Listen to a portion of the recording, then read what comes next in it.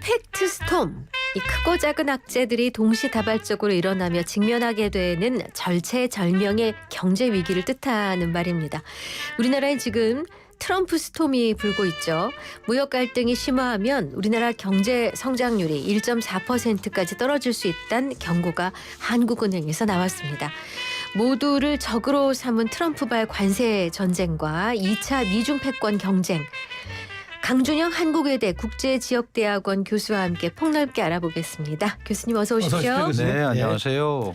네. 사실 제가 좀 트럼프 취임 이후에 계속 좀 바로 모시고 싶었는데 전화 드릴 때마다 호주 가시고 다음 주 중국 가시고 해서 못 모셨는데 진짜 바쁘셨죠? 네, 뭐 저희는 이제 방학 때 좀 몰아서 하는 스타일이니까 네. 그렇게 됐습니다. 네네. 네. 자, 유세 기간 내내 관세는 세상에서 가장 아름다운 단어다라고 트럼프가 말했습니다. 아니나 다를까 관세라는 무기를 들고 모두를 적으로 삼고 있는데 트럼프 대통령의 행보 어떻게 보고 계십니까? 네, 뭐 이미 그 본인이 얘기를 네, 했기 네. 때문에 충분히 예상을 할 수 있었는데 저희가 이제 원래 판단한 거는 이 관세를 무기로 해서 특히 중국을 견제하거나 네. 뭐 이제 이런 쪽으로 갈 거라고 많이 이제 그 생각을 했죠. 네. 그런데 놀랍게도 가장 우방이라고 할 수 있는 캐나다, 멕시코 이런 데부터 이제 네. 칼을 대기 시작했단 말이에요. 네. 그러니까 이제 이게 꼭 어떤 특정 대상이나 이런 것보다는 네. 본인이 강조하고 있는 손해 보지 않는 미국이 돼야겠다. 아, 이제 이 부분을 일단 기본적으로 바닥에 네. 깔고 나서 움직이는 거니까요.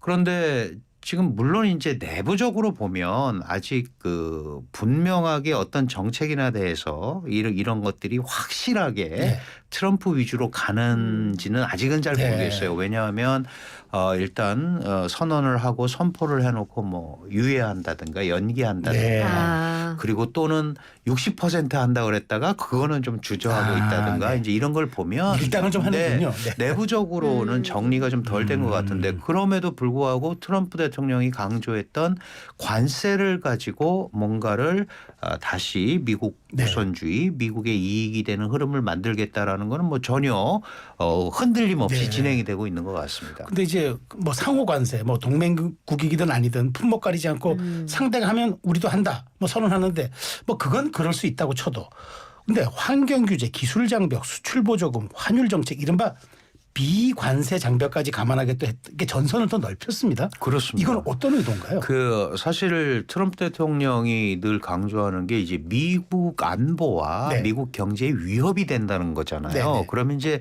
당장 보면 이제 수출입 품목이나 이런 것만 가지고 위협이 된다. 그래서 내가 뭐 이거는 관세로서 조절을 하겠다 이랬던 거거든요. 네. 그런데 지금 말씀하셨다시피 비관세 장벽은 각국이 다양한 방법으로 그렇죠. 자국 산업을 보호하기 위한 우회적 조치란 그렇죠. 말이에요. 네네. 이제 이거를 직접 조치로 받아들이는 거죠. 아. 예를 들어서 한국 정부가 네. 독과점을 방지하기 위해서 미국의 이 빅테크 기업들을 다양한 방법으로 네. 규제를 하면 그것도 미국 안보의 위협으로 간주하고. 간주한다. 그러면 그것도 이제 관세의 대상이 된다. 그러니까 좀 뭐라 그럴까요? 이게 우리가 이제 일반적으로 알고 있는 특히 미국이라는 국가가 가지고 있는 네. 그런 방식들 네. 그리고 지난 8년 전이죠. 네. 그때 4년 때 했던 것보다도 훨씬 더 좌충우돌식의 네. 그런 이제 형태를 많이 쏟아내다 보니까 야 이게 진짜 뭘 이제 일부는 뭐 미치광이 전략이다 이렇게 얘기하잖아요. 광인 전략이라고 네. 제가 얘기하는. 근데 그게 저는 이제 그렇게 생각하죠. 그런 것들을 가지고 트럼프는 확실한 목표를 가지고 있는 거는 분명하다. 다만 그걸 끌어내기 위한 다양한 형태의 방식 이런 것들을 움직이다 보니까 네. 지금 말씀하신 대로 네. 온갖 분야를 다 건드리는 거거든요. 네. 그렇군요. 근데 오늘 전해진 뉴스를 보니까 워렌 버핏이 CBS 뉴스 인터뷰에서 관세는 일종의 전쟁 행위다 이렇게 강하게 비판했거든요. 네. 트럼프식의 이 징벌적 관세가 인플레이션을 야기하고 또 소비자들에게 피해를 줄 것이라고 했는데요. 그렇습니다. 이 왜 그러냐 하면요. 이 관세라는 것은 사실은 이제 수출하는 사람이 내는 경우도 있지만 네. 최종적으로 예를 들어서 1불에 수입되던 게 1불 50에 수입이 되면 네. 그걸 마지막으로 돈을 내는 사람들은 미국의 소비자들이에요. 맞아요. 그렇죠, 그렇죠. 네. 그렇다면 지금 트럼프 대통령 같은 경우는 예를 들어서 이민 정책이라든가 네. 뭐 국경 그다음에 펜타닐 네. 이런 것들을 내세우고 정상적인 미국을 만들겠다고 얘기를 한 거잖아요. 네. 네. 이제 그 상황에서 그러면 정상적인 미국을 만들어야 되는데 네. 지금 인플레이션 같은 것들은 미국이 다른 국가들 때문에 고통을 받는다고 생각해서 내려야 되는 입장이잖아요. 네. 네.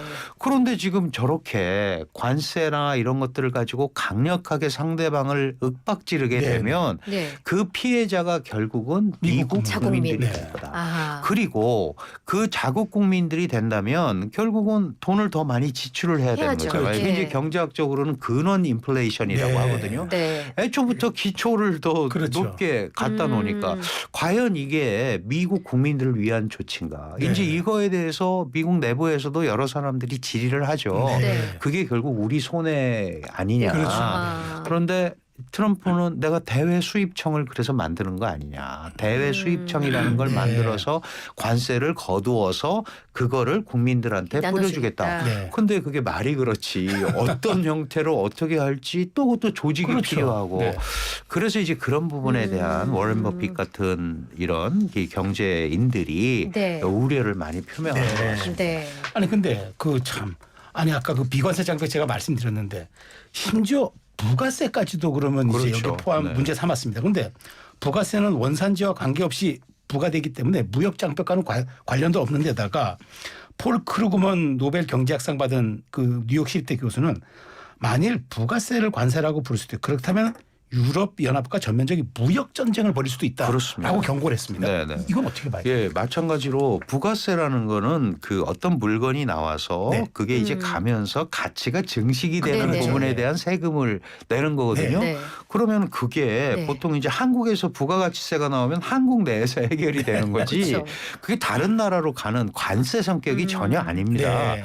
그런데 그런 것들도 이제 제가 모두에 말씀드렸다시피 트럼프 대통령은 그런 것들이 다 세금으로 그 나라에 반영이 돼서 미국에 오는 제품에 영향을 끼치기 때문에 네. 아, 네. 그래서 관세를 하는 거다. 네. 요즘요 목재 이런 것들도 네. 미국 안보에 위협이 된다. 목재가요? 그래서 물어봤어요. 네. 목재가 어떻게 위협이 돼? 나무가 테러를 합니까? 이 목재 미국이 원래 원목을 수출하면 많은 국가가 그거를 가공을 해서 뭐 싱크대 네, 네. 뭐 이런 걸 가지고 이제 캐비넷 이런 게 오잖아요. 네. 그러면 그게 원래 미국에서 하면 그렇게 돈이 많이 안 들 건데 그걸 가지고 가서 그렇게 해서 오니까 미국에 특히 국방부 같은데 뭐 그런 목재가 많이 가구가 많이 필요한데 이게 결국은 미국의 국력을 약화시키는 거다. 비용을 많이 예, 지출한다. 그러니까 이게 논리적으로도 좀 고개를 갸우뚱하는. 네. 억지스러운. 그러니까 본인이 생각해서 이 부분은 미국이 손해 보는 것 같다 그러면은 굉장히 적극적이고 자극적으로 접근하는 이런 형태를 띠고 있는 거죠. 그래서 일단은 좀 지켜보면서 대응을 할 수밖에 없는 그 그런 기준도 네. 원칙도 없기 네, 때문에. 그렇죠. 네. 아니 대통령을 한번 해본 사람인데요. 트럼프 행정부가 왜 이렇게 관세에 집착합니까? 그 트럼프 대통령은 원래부터 이 네. 관세를 가지고 그 관세를 가지고 해결이 된다라는 생각을 했던 사람인데 네. 이제 우리가 잘 한번 보세요. 네. 트럼프 대통령 초기 제1기 때 네. 잘 사실은 본인은 잘 했었다고 생각을 했고 네. 또 상당한 또 성과도 거두었다고 생각을 하고 있던 했는데? 찰나에 그 코로나 팬데믹이 왔단 말이죠. 이제 그래서 경제가 어려워지고 봉쇄가 일어나고 다양한 형태의 흐름이 일어났어요. 이 과정에서 트럼프 대통령은 이렇게 생각을 한 것 같아요. 내가 원래대로 그냥 했으면 이 길을 이어가면서 전체적인 흐름을 다 잡을 수가 있었는데 그것 때문에 민주당 바이든에게 정권을 뺏겼고 네네. 그런데 바이든은 타협을 시작했다. 아. 중국이 접근하면 그거를 자신과 같은 방식으로 완전히 압박을 해서 도전자의 반열에서 떨어뜨리는 네. 네. 직접적인 흐름을 가지고 가야 되는데 동맹과 함께 이러면서 느슨해졌다. 느슨해졌다. 그러면서 다른 국가들이 오히려 그때 역량을 축적한 거 아니냐. 그러니까 내가 다시 온 이 제2기 때는 앞으로 또 할 수가 없잖아요. 미국 네. 헌법상. 네. 그러니까 완전하게 그것도 미국은 대통령제 중임제 국가고 중간에 이제 의회 선거를 하는 중간 선거를 하게 돼 있죠. 중간 네. 그러니까 네. 실제로 기간이 2년밖에 없는 거예요. 만약에 네. 중간 선거를 지금은 공화당이 다 갖고 상하원을 있지만. 다 장악을 했지만 주지사나 이런 데서 네네. 삐걱해버리면 네. 이제 후반기는 완벽한 레임덕으로 가거든요. 아하, 그러니까 예. 더 서두르면서 더 강력하고 더 자극적인 정책으로 이렇게 움직이는 수밖에 거 아닌가. 없다. 그리고 그거에 가장 좋은 수단을 현대 이 사회에서는 관세로 보는 관세로. 겁니다. 그러니까 많은 사람들이 비판하죠. 관세를 올린다고 해서 해결이 되면 이전에 다 했지 했겠죠. 왜 네. 안 했겠냐라고 얘기를 하죠. 그러나 아직도 트럼프 대통령은 여전히 관세가 가장 유효하고 관세를 강력하게 하면 그 관세를 피하기 위해서 미국으로 올 거고 네. 그러면 미국이 다시 제조업 강국이 될 거다. 우리 옛날에 그런 거 있잖아요. 아 이거 미제야. 그렇죠. 예. 그렇죠. 그런데 미국이 지금 그런 제조 능력을 완전히 상실했거든요. 그렇죠. 네, 네. 그러니까 그걸 다시 키워보겠다는 건데 지금 현재 미국이 갖고 있는 산업 생태계에서는 그 미국이 다시 제조업 강국이 된다? 여기에 대해서는 회의적이다. 상당히 예. 회의적인 미국 내 시각도 많습니다. 한마디로 트럼프 얘기는 되돌릴 수 없는 불가역적 상태를 만들겠다. 그렇습니다. 그 얘기는. 네. 그렇군요. 이제 좀 이해가 되는데요. 네. 자, 오늘 화요일에 만나는 살롱드 상암 한국외국어대학교 국제지역대학원의 강준영 교수 모시고 이제 트럼프발 여러 가지 위기에 대한 설명 듣고 있습니다. 잠시 광고 듣고 오겠습니다. 이슈앤피플 화요일 순서 함께하고 계신 지금 시각 2시 35분입니다. 살롱드 상암. 자, 오늘 한국외대 국제지역대학원의 강준영 교수 모시고 트럼프 스톰에 관한 얘기를 나누고 있습니다. 일단 오늘자로 중국 관세 10%가 더 부과됐습니다. 네. 그 러트닉 미국 상무장관은 예정대로 중국과 캐나다, 멕시코에 관세 부과하면서 관세 부과 이유를 좀비 마약이라고 불리는 펜타닐 유입을 언급했습니다.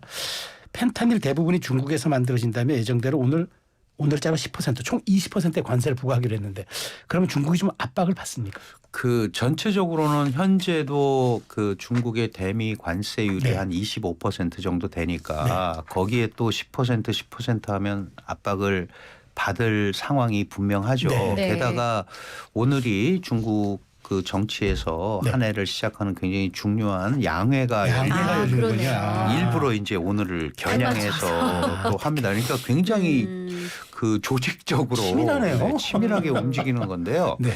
그 사실은 이제 펜타닐 같은 경우는 중국은 억울하다고 얘기를 하죠. 지금 트럼프는 보편 관세를 때리는 거예요. 네. 모든 관세를. 네네.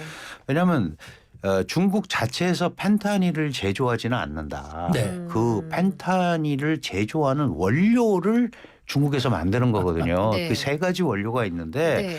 두 가지는 뭐 각성제고 네. 하나는 이제 안정제 계통입니다. 근데 이 안정제 계통 요게 뭐 멕시코나 캐나다로 넘어가서 펜타닐이라는 마약이 되는 거예요. 네. 그러면 중국 입장에서는 우리도 마약 관리를 열심히 하는데 네. 네.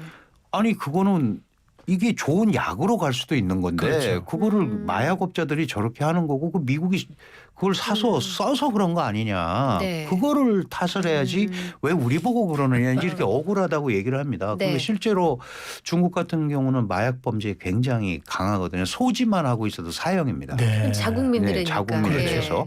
근데 이제 그런 예를 이렇게 보면 자기네들은 억울하다고 얘기를 하는데 트럼프 입장에서 보면 다양한 분야에서 그런 형태로 미국의 경제를 좀 먹고 있다라고 얘기를 하는 거예요. 특히 훔친 기술이라든가 뭐 강제 이전한 기술, 네. 지적 재산권을 무시한 네. 기술, 거기에 비관세 장벽을 이용해서 네. 국제무역 질서 깨는 건 물론이고 미국의 일자리와 산업도 깼다. 네. 그러니까 나는 도저히 중국의 저런 방식을 묵과할 수 없다라는 얘기를 하는 겁니다. 네. 게다가 거기에서 벌은 돈으로 군사력을 강화하고 네. 사이버에 투자를 하고 네. 달러 패권에 도전을 하는 거 아니냐. 네. 그러니까 이거는 이 부분을 해소시키기 위해서는 돈을 못 벌게 해야 되는 거예요. 그러다 보니까 관세를 세게 때리는 겁니다. 마약 원료까지 이제 그렇습니다. 때리는군요. 아. 근데 그러니까 이제, 예. 모든 분야에 전부 저렇게 접근을 하기 때문에 중국으로서는 당황스럽지만 일단 1기 때 사실은 그 부분에 대해서도 협의를 했고 네. 합의를 해서 약 2,500억 불 정도의 미국산 제품을 구매하는 협상을 했어요. 그런데 이제 코로나 팬데믹 네. 때문에 그거를 못 지킨 거죠. 트럼프 대통령은 60%밖에 너희가 이행을 안 했다. 못 이제 더 지켰으니까. 해라. 그러니까 이제 무슨 얘기냐 하면 네. 그런 다양한 형태의 압박을 가지고 그대로 하겠다는 게 아니고 네. 이제 테이블로 끌어내서 자신이 원하는 그런 카드를- 출시에 근접한 네. 이런 흐름을 만들어 가면서 이제 많은 분들이 중국을 망하게 하는 거 아니냐 하는데 사실 네. 중국 국가가 그렇게 쉽게 망하지 않죠. 그렇죠. 예. 트럼프 대통령이 원하는 건 뭐냐 하면 미국의 말을 듣는 중국입니다. 네. 독자적으로 나서서 움직이는 게 아니고 네. 네. 우리 밑에 들어와요. G2가 뭐예요? G1이 영원히 미국이잖아요. 그렇죠. 예. 그러니까 2, 3 하라 이거죠. 근데 나랑 같이 하자라는 건데 지금 시진핑 체제는 그건 아니죠. 미국은 미국대로 하세요. 중국 나도 불기인데. 그 나도 사람들은. 이만큼 이쪽에서 따로 할게요. 이러다 네. 보니까 이 충돌이 결국 끝이 안 나는 예. 겁니다. 근데 그 펜타닐과 관련해서는요. 마약에 빠져있다가 헤어나온 사람의 전언에 의하면 펜타닐은 악질적인 마약이라는 거예요. 그렇죠. 다른 네, 마약하고 네. 이 결이 다르다는 거죠. 이 마약이 뭐 저도 깊게 연구는 안 해봤습니다만은 굉장히 고통스럽고 도저히 이거를 안 쓰면 안 되게끔 이렇게 인간을 흐름이 좀비로 만든다 그러더라고요. 네네. 갓버리고. 오죽하면. 네. 네. 최근에 이 샌프란시스코나 이런 데 다녀와 보신 분들 얘기하면 이 도시 자체가 그런 좀비 마약에 의해서 필라델피아. 네. 네. 완전히 이게 우리가 뭐 세계 3대 미항 미국이 갖는 어떤 개방성 네. 이런 거하고 너무 거리가 멀고 온 그 거리가. 아주 네. 쓰레기와 오물과 이런 것들이 네. 노숙자와 이렇게 엉켜 있잖아요. 이런 것들은 미국의 보수주의자들 공화당의 보면 안 돼. 정통은 정말 인정 있을 못하죠. 수가 없는 네. 거거든요. 그렇군요. 그러니까 그런 부분에 대해서 이 그 소위 트럼프도 일종의 책임감을 느끼고 있는 거예요. 그렇군요. 근데 자기도. 근데 교수님, 근데 진짜 제조국은 펜타닐 제조국은 캐나다, 멕시코잖아요. 근데 여기는 너희들은 마약 차단 노력 인정할게. 그래서 추가 관세 부과는 아직 결정하지 않았는데 네, 유예했습니다. 왜 이렇게 차별을 두는 겁니까? 그러니까 애초부터 그런 자체를 만들지 말라는 거죠. 아예 원료를 만들지 마라. 공급 자체를 하지 말라는 겁니다. 그런데 중국의 이런 그 변을 보면 네. 여기서 뱀이 똑같이 이슬을 먹어도 그렇죠. 뱀이 먹으면 독이고 그렇죠, 그렇죠. 누가는 소가 먹으면 이거는 죽어야 된다는 얘기. 이거 잘 사용해서 좋은 의학 제품으로 만드는 데도 많은데 그거는 네. 너무 과하지 않느냐. 그러나 제가 말씀드렸다시피 일단 트럼프는 그런 강공을 통해서 뭔가 알겠다. 그럼 우리가 이렇게 관리하겠다. 이런 거를 끌어내려고 하는 네. 그런 전략으로 보는 게 맞을 것 같습니다. 네네. 그런데 이제 중국산 수입 규모를 보면은 미국이 공식적으로 잡고 있는 통계보다 많아서 미국 경제에 미칠 영향이 더 클 것이다. 이 뉴욕 연방준비은행 이코노미스트들의 진단이 있거든요. 맞습니다. 그게 이제 미국의 경제 쪽에서 네. 늘 걱정을 하는 거예요. 그래서 사실 트럼프 내각도 보면 외교 안보 라인은 강경하지만 네. 상무나 재무, USTR 이런 그 소위 경제 통상 쪽에서는 약간 유보적인 태도를 보이는 부분도 나오거든요. 아주 대표적으로 잘 알고 계시는 월마트라는 미국의 네. 대형 네. 체인이 있어요. 네네. 70%가 메이드 인 차이나입니다. 그 메이드 인 차이나가 안 들어오면 그럼 어떻게 운영해요? 네. 그럼 다른 데서 사야 되는데 다른 데서 사면 단가가 올라가잖아요. 네. 그러면 그게 바로 미국 국민들 중산층 정도부터 다 영향을 받게 돼 그렇죠. 있어요. 최근에 통계를 보면 한 가구당 최소한 네. 1,000불 이상의 그 관세 네. 때문에 올라가는 게 발생할 추가 비용. 거다. 아, 그럼요. 1,000불. 생활비 지출이 올라가는 생활비 한 달에요? 지출. 네. 이렇게 되면 이게 야, 만약에 너무 큰데요? 보편화된다면 이거는 보통 일이 아니잖아요. 그렇죠. 그러니까 연이겠죠. 한 달이 예, 아니라. 그러니까 예, 연 깜짝이야. 예, 네. 예. 연 1,000불이라도 엄청난 그렇죠. 거죠. 예. 왜냐하면 워낙 많으니까. 네. 그러니까 이런 것들이 쌓이면 이게 미국 경제에 마이너스적 효과가 올 수밖에 없을 거고 네. 이전에 혹시 보셨는지 모르겠는데 뭐 메이드 인 차이나 없이 살아가기 이런 거 있었잖아요. 있었어요. 그 캠페인이 있었어요. 네. 근데 이틀을 못 견디거든요. 네. 그러니까 결국은 국제 통상 질서라는 것은 비교 우위 원리에 의해서 기본적으로 움직이는 게 맞고 거기에 대해서 과도하게 영향을 끼치면은 덤핑 판정이나 이런 걸 통해서 제소를 하고 하잖아요. 네. 그런데 지금 트럼프의 행동들은 막 그 소위 무절제하게 행정명령을 과도하게 이 사용을 함으로써 네. 전 세계적인 무역 질서를 흐트러뜨리는 거 아니냐. 네. 미국 내부에서도 네. 그런 얘기가 있습니다. 그런데 그렇군요. 지금 이제 1월 10일이니까 출범한 지가 뭐 2달밖에 안 네. 됐잖아요. 네. 아마 강경한 이런 정책을 통해서 자기가 원하는 거를 얻어내려고 하는 과정에서 네. 조금 지나야 이게 아마 어떤 흐름이 만들어지지 않을까 그렇게 생각합니다. 교수님, 지금 우리나라 얘기가 저 중요해졌잖아요. 그래서 그 지금 이런 그 트럼프의 관세 전쟁 상황에서 다이빙 중한 미국 중국 대사가 한국이 미국과의 경제 협력에 집중하면서 중국 시장을 포기하는 것은 현명한 선택이 아니다 얘기하면서 미국의 대중 견제에 당신들 동참하지 말아라고 얘기하는데 자 지금은 아직은 2달 정도밖에 안 됐고 그렇지만 우리도 지금 탄핵 정국이 마무리되고 한국 외교가 정상화된 시점이면은 미국, 중국 양쪽이 선택을 요구할 거 아니겠습니까? 네. 그럼 우리는 어떻게 처신해야 합니까? 하루 이틀 된 얘기는 아닌데요. 네. 예, 사실은 이제 다이빙 대사가 그렇게 얘기한 것도 사실 약간 오바입니다. 우리는 중국 그러니까요. 시장을 포기하지 않았습니다. 네. 네. 한 번도 포기한 적이 없고요. 네. 당연히 두 개 같이 가야 되는 네. 거죠. 미국과 안정적인 관계를 유지하는 것이 중국의 레버리지를 갖는 거고요. 네. 또 한중 경제 관계에서 중국이 필요한 부분들이 있습니다. 그런 거는 일부러 우리가 안 할 수는 없죠. 다만 전략 물자에 대해서는 이제 트럼프 대통령이 강경하게 나올 거예요. 그게 이제 대표적인 게 반도체 네. 이런 거거든요. 네. 그런데 반도체 이런 것도 우리가 중국의 원산 히토류가 없으면 또 안 돼요. 그렇죠. 그러니까 이런 걸 어떻게 해요? 설득하는 수밖에 없죠. 한국산 배터리가 방식은 다르지만 중국산 배터리보다 좋다. 네. 가격은 좀 비쌉니다. 네. 그러나 여기에도 중국산 히토류가 들어오지 않으면 안 되는 거거든요. 네. 그러면 이런 거를 설명을 해야 되는 거예요. 똑같은 전략 산업 물자더라도 한국이 남이 안 가지고 있는 확실한 네. 제조 능력을 가지고 있는 게 이런 부분이거든요. 네. 그럼 이걸 안 하면 제조할 데도 없잖아요. 그래서 이런 부분 때문에 바이든이 소위 IRA 법의를 만들어서 네. 여기 와서 제조하라고 그래서 한국은 최대한 협력을 했다. 네. 그러니까 이런 얘기들을 양측에 설득을 하는 게 제일 중요한 거다. 결국 어느 편을 들어서 해결이 되면 괜찮지만 그렇죠. 그렇지 않기 때문에 우리는 이런 상황이다라는 거를 지속적으로 설득 작업을 해나가는 방법밖에 지금 다른 대안은 없을 것 같습니다. 네. 자, 트럼프 대통령 상호 관세 부과가 시작되는 4월 2일 자동차와 반도체 관세도 발표하겠다고 밝혔습니다. 전문가들은 25%의 관세율을 이제 예상하고 있는데 한국의 연간 대미 자동차 수출 전체 미국 수출에서 가장 많은 네, 그렇죠. 비중을 네. 차지하지 않습니까?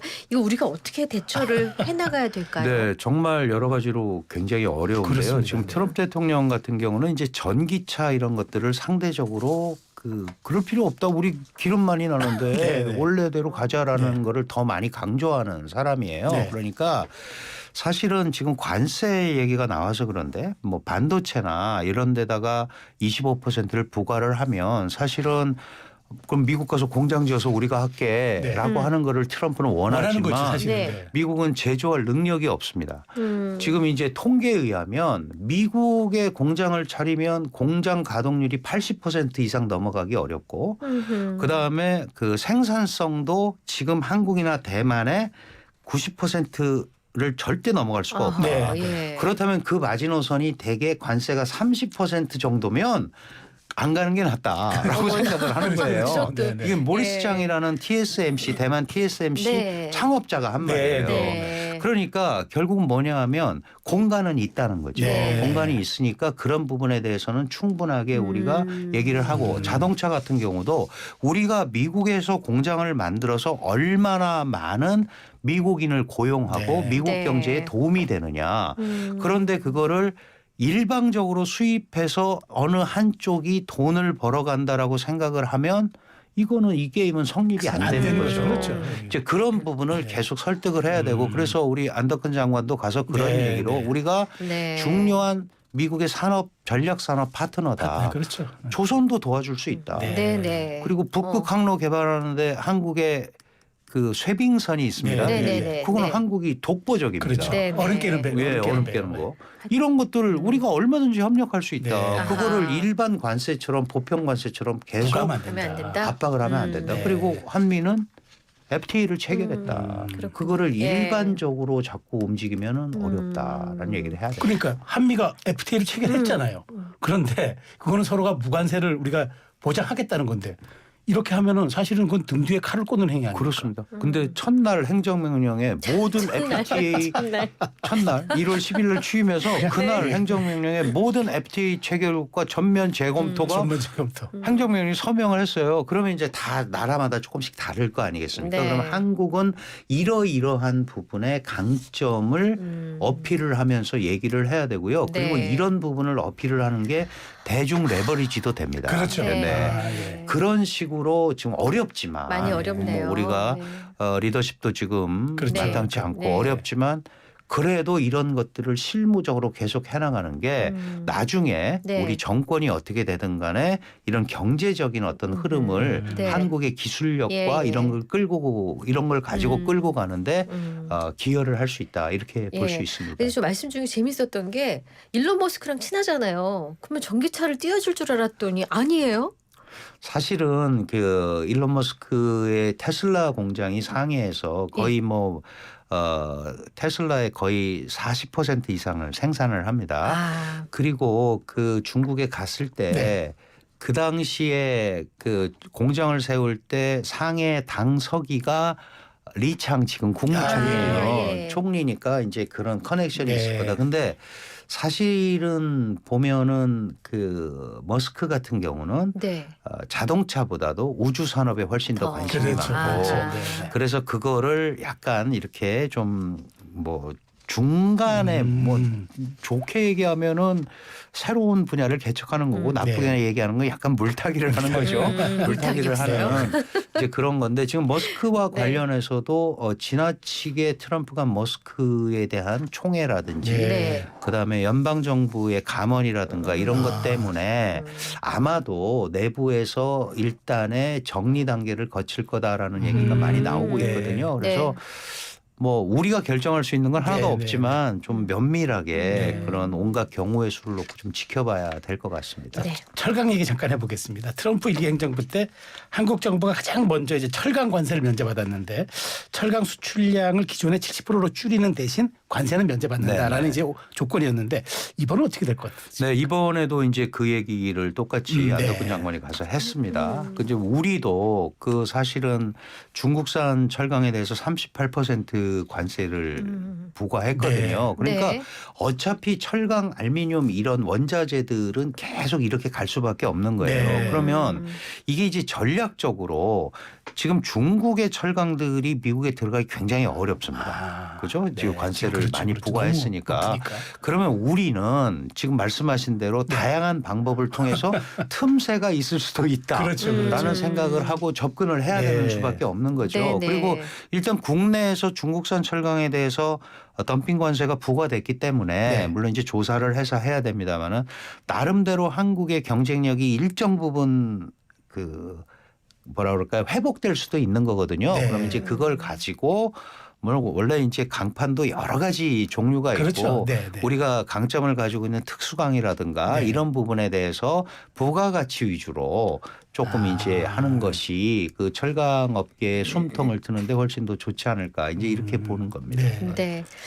자, 그러면 이제 저희가 한 3, 40초밖에 시간이 없어서요. 자, 끝으로 오늘 마무리하시면서 한 말씀 부탁드릴게요. 예, 사실은 뭐 트럼프가 강공을 합니다만 네. 전능할 수는 없잖아요. 그렇죠. 네. 예, 그리고 뭐 미중이 싸운다고 두 나라만 있는 건 절대 아닙니다. 그렇습니다. 예, 그래서 사실은 모든 분야에서 우리가 온갖 네. 이런 부분에 대한 전략을 잘 짜고 비슷한 국가들끼리의 연대. 네. 이런 것들도 좀 같이 움직이는 그러니까 네. 외교 지평의 확대가 더 네. 필요하겠죠.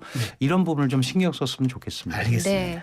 참 막힘이 없이 술술술술 풀리는 네. 교수님과 인터뷰 시간이었어요. 살롱드 상암 지금까지 강준영 한국외대 국제지역대학원 교수님과 함께했습니다. 감사합니다. 잘 들었습니다. 고맙습니다.